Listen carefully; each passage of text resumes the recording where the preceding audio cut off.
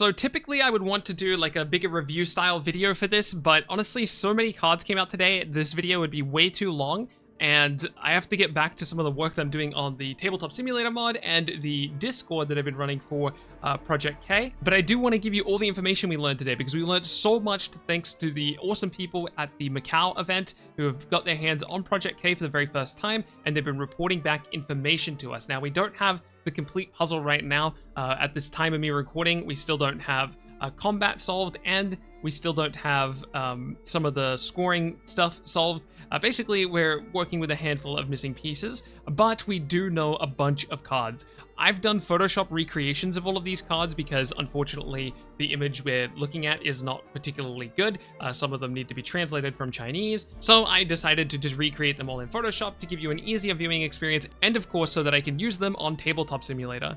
Speaking of Tabletop Simulator, here is the Tabletop Simulator mod right now. We have way more cards than we had previously, but we are missing some pretty specific stuff. So if you're at the event in Macau and you want to be super helpful, any images you can get of order cards or mental cards would be a huge help, because right now, Victor's basically unplayable for us. This count is slightly outdated, but the last time we counted, we needed 2 more either red or purple cards to be able to play a legal deck of Jinx cards.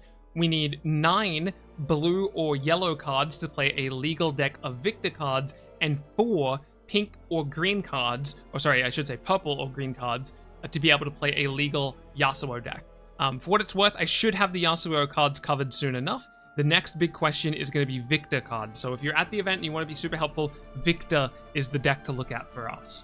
Additionally, we are trying to fill in some gaps with some game rules, but we should be able to figure that out sooner rather than later. As people start to free up their time at the Macau event, they'll be able to report back to us. So I'm not going to review all of the cards we got today because, quite frankly, we got a lot, but I will go over some of the game rules we found out about, and I'll kind of just display all the cards that we got today on screen, and I'll talk about the ones that I think are especially notable. First of all, there's a concept that's worth understanding. Let's go over a card we've already seen before in the past, and that's Jinx. Jinx is a 5 mana, 1 rune card with 5 might. Now, this is a rune that I've recreated, right? Obviously, this isn't an actual rune, but you can see what runes do. You can exhaust them to gain a mana to pay the number cost on a card, but to pay a rune cost for the card, you need to recycle this card. And recycle just means take this card from where it is and put it back into its original source. So you would recycle this by putting it back on top of your rune deck.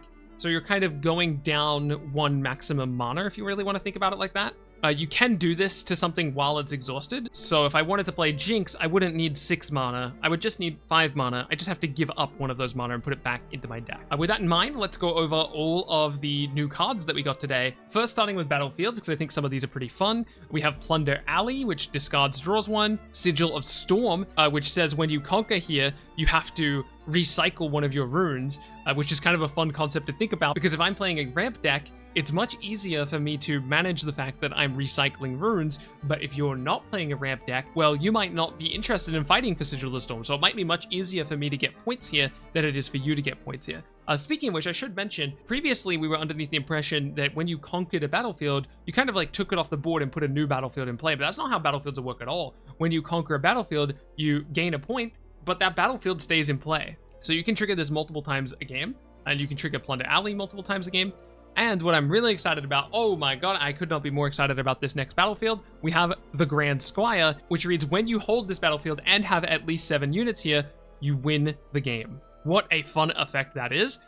Again, I'm not going to spend too much time talking about these cards because we have so much to go over. A Stormbringer is a 6 mana, 2 rune spell, so it's a really expensive spell, and it's a Volibear spell, so only Volibear can play this. At least that's our current interpretation of this. It has Focused, meaning it can only be played outside of a showdown and during your turn. Choose a friendly unit in your base, deal damage equal to its might to all enemies at the battlefield, and then move your unit there. Pretty crazy effect. It's like a big board wipe. Undercover Agent lets you discard cards and draw cards when it's destroyed. It's a 5 mana 1 rune card. We have an 8 mana 3 rune card here with Take It As One's Own, which lets you steal an enemy unit. We have our first example of kind of like a mana rock. It's a 0 cost 1 rune card, so you have to discard a mana for this. And it reads, exhaust this, gain 1 chaos rune. So it's a way of paying for a rune cost without having to discard a rune, which is a huge deal. For what it's worth, we have seen other cards, though we can't directly confirm their card text, that look very, very similar to this, so it wouldn't surprise me if every color had access to one of these. Moving on to green cards, we have Wielder of Water. This seems like a really good early tempo card. For 3 mana, you get to develop something with 4 might, well, with effectively 4 might. The way you're using this, it's going to have 4 might, right? But if you're a deck that cares about having access to some higher cost cards, Wielder of Water seems like a good way of getting there because you're not giving up any runes for a relatively decent statted card. Caitlyn is a card that we've seen in the past, but we have a better translation of her now. The biggest piece of information that we got out of retranslating this card is that unfortunately her effect can only be used from a battlefield, so she can't use her effect from a base, but she still gets to deal 3 damage to enemies at any unit, at any battlefield. Heimerdinger is really fun, 3 mana, 1 rune unit. I'm actually so excited to build around Heimerdinger because he has the effect. I have all the skills of other friendly legends, units, and gear on your battlefield. If you remember, not long ago I did a video about a new card type, equipment. That card type is actually called gear, not equipment. We have 2 yellow cards now, starting off with Fall, which is a 2 mana, 1 rune card with Focused, meaning it has to be played during your turn and not during a showdown. Each player destroys a unit they control. That seems really good for Victor decks because they can just put a token on the board and then let that be the one that's destroyed. We have an unnamed card because we've never seen its name. We've only seen its effect and stats. It is a 4 mana, 6 might. As an additional cost of playing him, you have to kill a unit. Again, theoretically quite good with Victor because you can just destroy a token and it's not a big deal and you get a 6 power card. A challenge. Choose a friendly unit and an enemy unit. They deal damage equal to their might to each other. It's a 2 mana, 1 rune. Sorry, I think I said 3 mana. It's a 2 mana, 1 rune effect. Solid removal tool. We have a ramp card in Stormclaw Ursine. It's also our first instance of a new keyword, tank. I must be assigned combat damage first. We'll learn more about combat damage tomorrow in my next video. When you play me, play your top rune exhausted, so it's kind of like a ramp card.